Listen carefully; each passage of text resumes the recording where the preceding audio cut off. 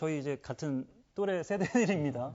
저희 당시 이제 군 생활을 놓고 보면은 좀 이렇게 핍박도 많았죠. 및 선임들에게 뭐 구타도 있었고 뭐 얼차려도 있었고. 근데 누군가가 그 자리에 갔을 때, 내가 이제 병장이 됐을 때 그 악습을 끊고 새로운 문화를 만들어야 되는데 인간이라는 게 참 그 무서운 게 겪고 나면은 그거에 대한 행동 양식이나 학습을 본인들이 이제 은연중에 내뱉고 아랫사람들이 비슷하게 행사하는 모습들을 많이 보잖아요.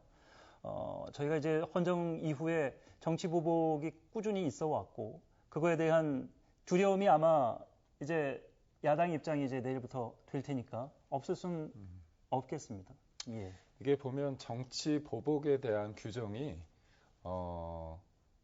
여당과 야당이 좀 다른 것 같습니다. 그렇죠. 예. 그렇기 때문에 맞습니다. 저는 김주호 대변인께서 말씀하신 것처럼 계엄이 곧 내란이라는 형사 재판 결과가 나왔을 때 그거에 대해서 받아들여야겠죠. 예. 그렇지만 그 여러 가지 상황을 봤을 때 저는 그래요.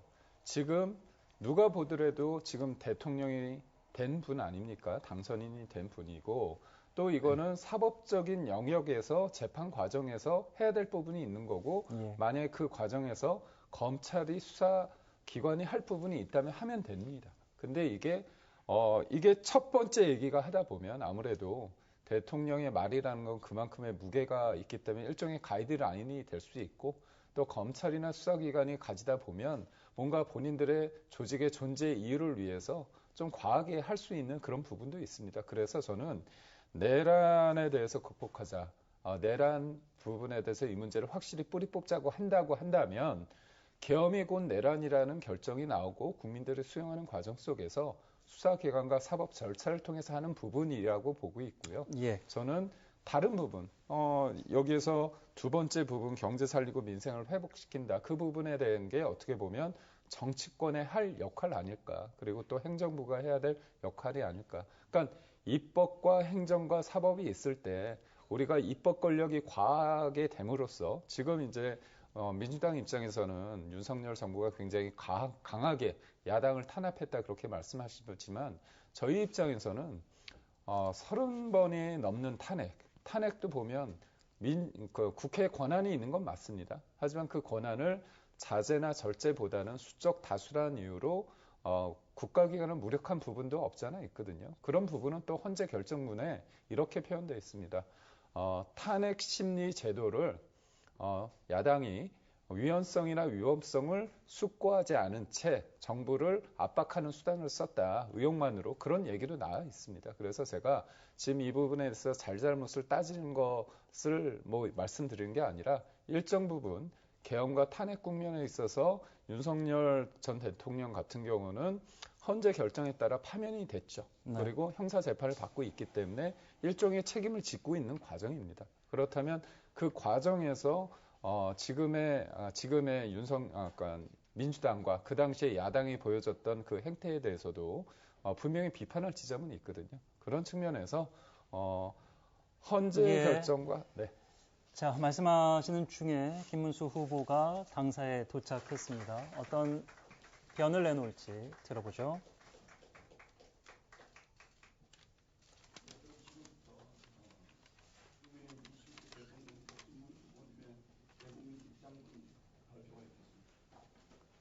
예, 존경하는 국민 여러분, 국민의 선택을 겸허하게 받아들이겠습니다. 당선되신 이재명 후보님 축하드립니다. 그동안 저에게 보내주신 국민 여러분의 뜨거운 성원을 잊지 않겠습니다. 저를 선출하셔서 함께 뛰어주신 당원 동지 여러분들의 헌신에 감사드립니다. 대한민국은 어떠한 위기에 부딪히더라도 국민의 힘으로 위대한 전진을 계속해 왔습니다. 부족한 저에게 과분한 성원을 보내주신 국민 여러분께 진심으로 감사드립니다.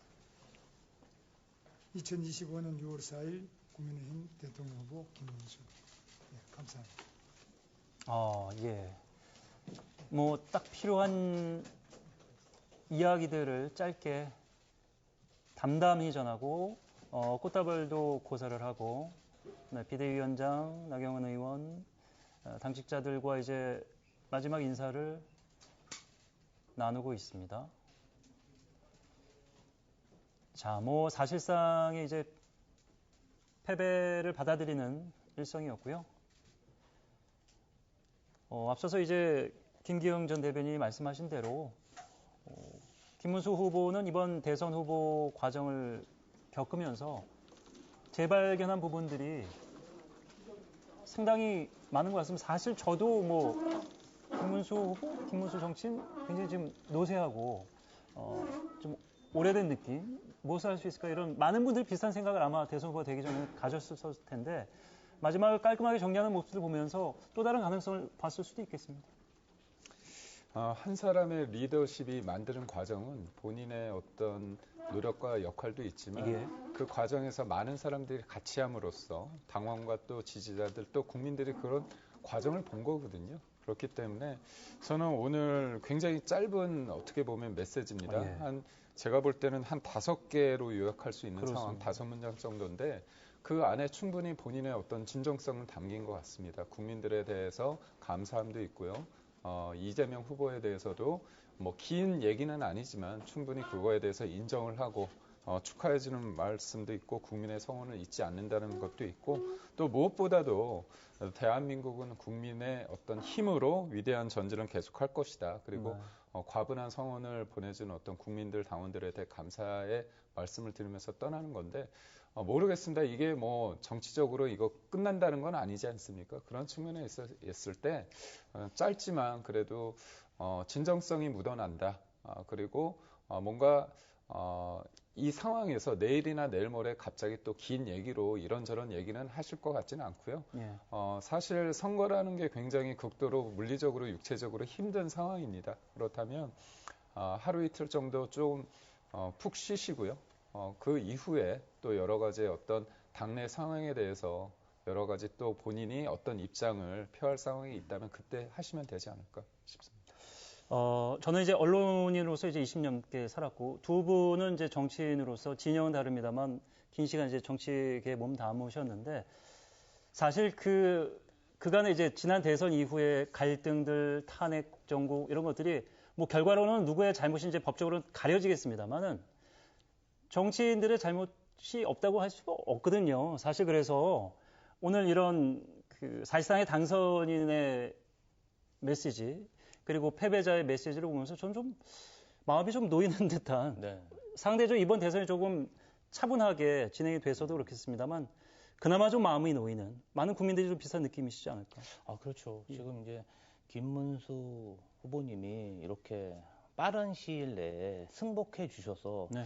너무 감사하고 사실은 좀 김문수 후보에 대해서 저희가 부정선거론에 동조하는 게 아니냐 또 여러 가지 투표 관련해서 이슈도 많았기 때문에 그러니까요. 상당히 우려를 했는데 김문수 후보님이 일부 지지층의 어떤 바램이나 이런 것을 과감히 잘라내고 이렇게 승복해 주시는 모습은 대한민국을 토막하기 위한 일단의 결단이 아닌가 이런 생각도 들고요. 윤석열 대통령의 불통 정치가 더 이상 국민의힘에서 지속되지 않는다면 사실 저희도 좀 긴장해야 되지 않을까 이런 생각이 좀 듭니다. 저희도 승리에 도취돼서 오만한 모습을 보일 때가 아니라 이제는 국민의힘이 발전하고 성찰하는 만큼 저희도 좀 더 노력해야 된다 이런 생각이 들었습니다. 예.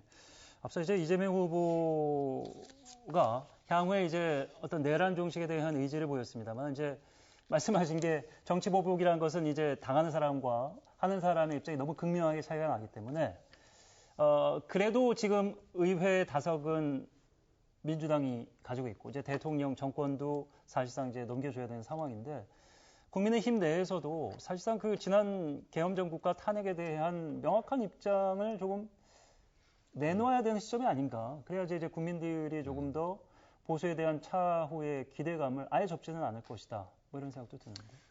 그러니까 계엄에 대해서 국민들의 어떤 판단이 헌재 결정을 통해서 나온 부분이 있고요.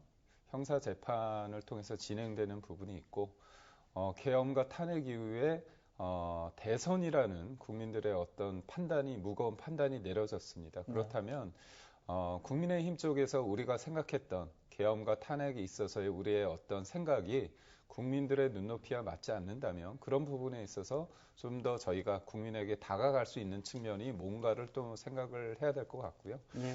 저는 그렇습니다. 이제 문재인 정부에 대한 여러 가지 이제 공과가 있겠지만 저는 안타까운 건 뭐였냐면 그때도 이제 박근혜 전 대통령 탄핵 이후에 불거진 조기 대선으로 문재인 정부 5년이 됐는데 아쉽게도 그때 뭔가 진영이 좀 고착화된 좀 측면이 있었습니다. 조국 사태에서 대변되듯 서초동에 모인 사람과 광화문에서 모인 사람들이 있어서 그때 이후로 진영이 좀 많이 더 서로 간의 어떤 진영 내에서 내 것은 다 용인되고 상대분은 진영 통해 가지고 좀 악마화되는 그런 부분이 있었기 때문에 이번에도 어떻게 보면 탄핵 이후에 다시 예. 조기 대선이 있었다면 그런 똑같은 잘못을 거치는 것이 아니라 좀 더 통합적인 어떤 국민이 하나 될 수 있는 그런 과정 속에서 여당이 사실 이재명 대통령 당선인은 대통령 권한도 있고 또 어떻게 보면 170석 이상, 190석 가까운 절대 다수 의석을 가지고 있지 않습니까? 그런 측면에서 어떻게 보면 자제하고 절제해 주시는 게 도리어 예. 또 우리가 견제할 수 있는 수단이 마땅치 않습니다. 그렇기 때문에 저는 좀 더 좀 폭넓게 그다음에 또 상대를 좀 더 아우르는 그런 어떤 모습을 보여주십사 하는 그런 바람이죠. 예.